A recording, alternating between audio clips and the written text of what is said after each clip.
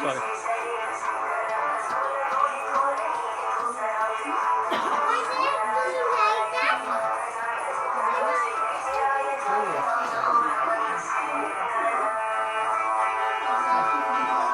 ಕೇಳು ಯಮದೇವ.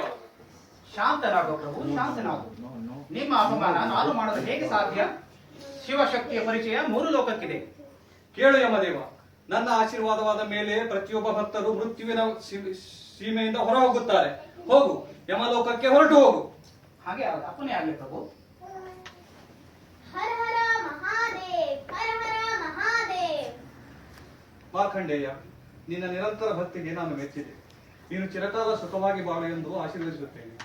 ನೀನು ಶಕ್ತಿಯ ವಿವರಣೆ ಬಗ್ಗೆ ಕುರಿತು ಒಂದು ಪುರಾಣವನ್ನು ಬರೆದು ಜಗತ್ತಿನಲ್ಲಿಯೇ ಅಮರನಾಗಿರು. ತಥಾಸ್ತು.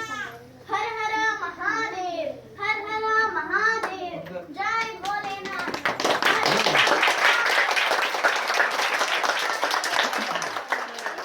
ಮಾರ್ಕಂಡೇಯ, ನಮ್ಮ ಜೀವನ ಸಾರ್ಥಕವಾಯಿತು.